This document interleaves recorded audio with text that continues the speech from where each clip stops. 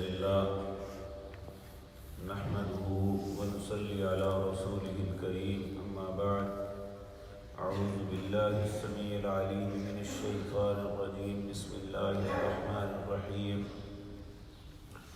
أحل لكم ليلة الصيام الرفث إلى نسائكم هن لباس لكم وأنتم لباس لهن علم الله أنكم كنتم تختانون أنفسكم فتاب عليكم وعفى عنكم فالآن باشروهن وابتغوا ما كتب الله لكم وكلوا واشربوا حتى يتبين لكم الخيط الأبيض من الخيط الأسود من الفجر ثم أتموا الصيام إلى الليل ولا تباشروهن وأنتم عاكفون في المساجد تلك حدود الله فلا تقربوها كذلك يبين الله آياته للناس لعلهم يتقون. حضرات محترم، روزے اور اس کے احکام و مسائل کا تذکرہ کرتے ہوئے اللہ رب العزت درمیان میں دعا کے متعلق ایک آیت لے کے آئے ہیں جس کی کچھ تفصیل آپ کے سامنے کل کی مجلس میں عرض کی تھی. اس کے بعد دوبارہ اللہ رب العزت روزے کے مسائل کے متعلق ہی دوبارہ بات شروع کر دی ہے. میں یہ بات پہلے بھی ضمناً عرض کر چکا ہوں کہ امت محمد الرسول اللہ صلی اللہ علیہ وسلم پر اللہ کے بہت احسانات ہیں جو ہمیں دوسری امتوں سے ممتاز کرتے ہیں.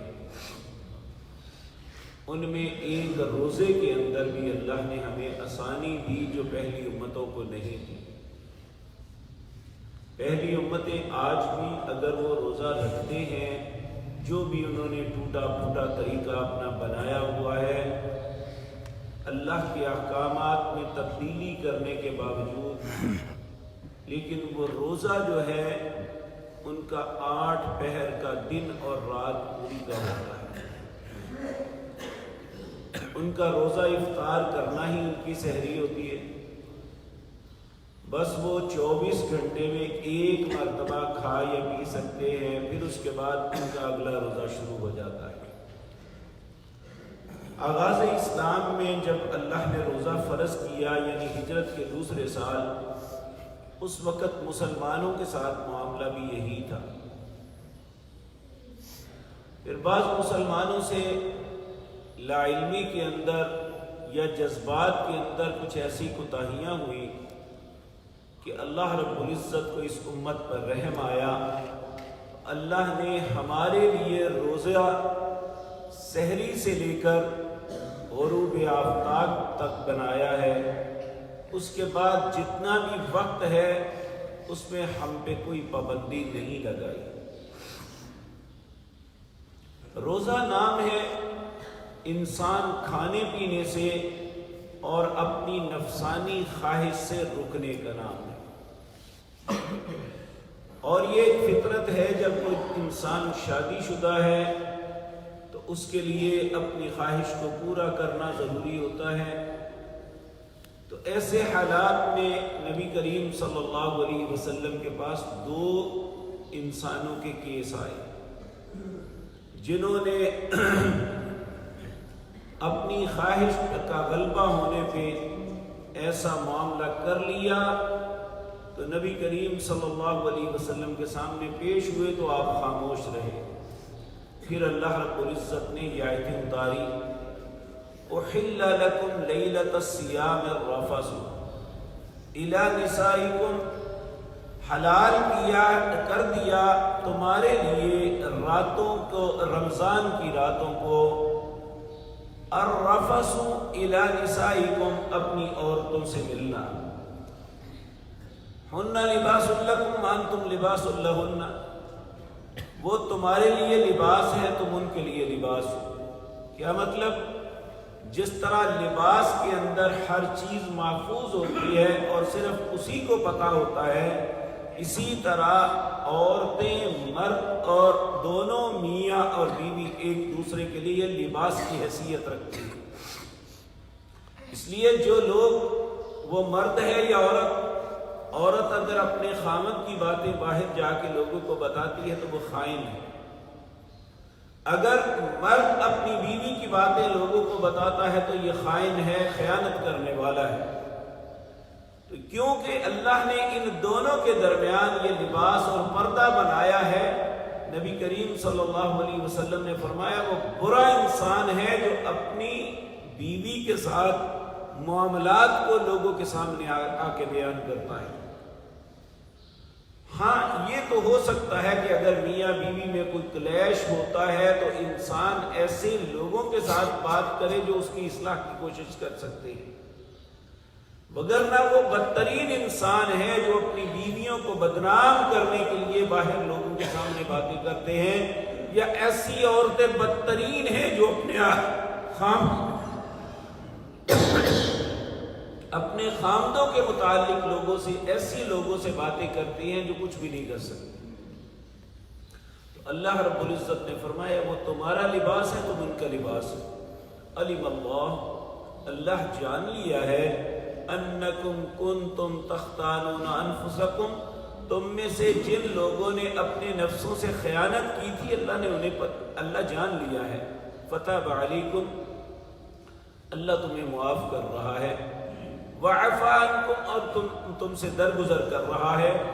فالآن باشروہن وابتغوا ما کتب اللہ لکم، اب تم رمضان کی راتوں میں بھی اپنی بیویوں سے ملاقات کر سکتے ہو اور اس چیز کو تلاش کرو جو اللہ نے تمہارے مقدر میں لکھا ہے۔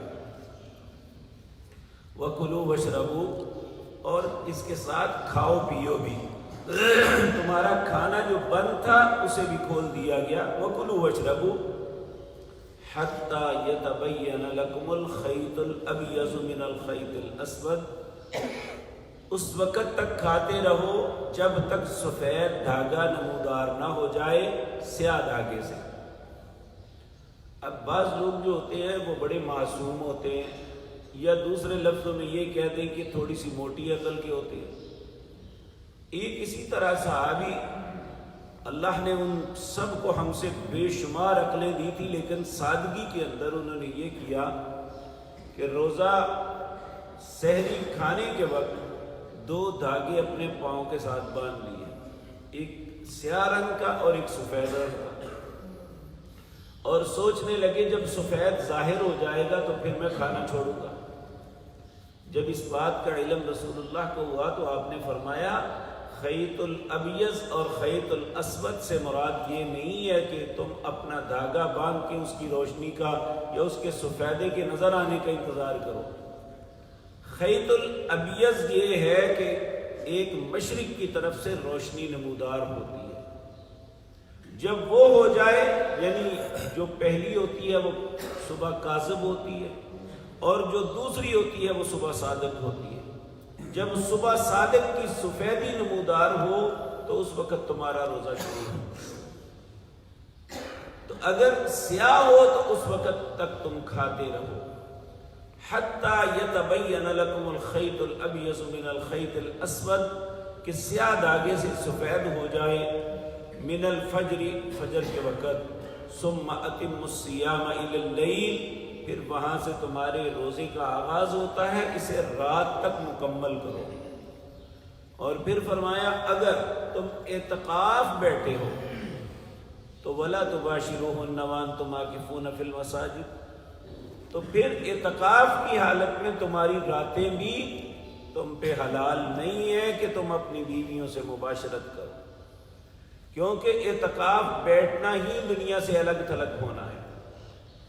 اس میں انسان ساری کام چھوڑ کے صرف اللہ کی رضا کے لیے اور اس کے ساتھ تعلق بنانے کے لیے انسان الگ ہو جاتا ہے۔ تو کہا وَلَا تُبَاشِرُوهُنَّ، اس وقت تم مباشرت نہیں کر سکتے، وَأَنْتُمْ عَاكِفُونَ فِي الْمَسَاجِدِ، جب تم مسجدوں میں اعتکاف کرو۔ دوسرا مسئلہ یہاں یہ سمجھ آتا ہے کہ اعتکاف صرف مسجد میں ہی ہوتا ہے، گھر میں اعتکاف نہیں ہوتا، چاہے وہ خواتین ہیں یا مرد۔ تلک حدود اللہ، اللہ فرماتے ہیں یہ اللہ کی حدیں ہیں، فلا تقربوها، ان کے قریب بھی نہ جانا، کذالک یبین اللہ آیاتہ للناس، اللہ اسی طرح اپنی نشانیاں لوگوں کے لیے بیان کرتے ہیں، لعلکم تتقون، تاکہ وہ ڈر جائیں، ان کے اندر تقوی پیدا ہو جائے۔ تو میرے عزیز بھائیو، یہ جو تفصیلات بیان کی جا رہی ہیں، یہ انسان کو اللہ دیکھتے ہیں کہ کون اطاعت کرتا ہے اور کون ہٹ درمی اختیار کرتا ہے۔ اللہ ہم کو اطاعت کرنے والے لوگوں میں شامل فرمائے۔ اقول قولی ھذا واستغفر اللہ لی۔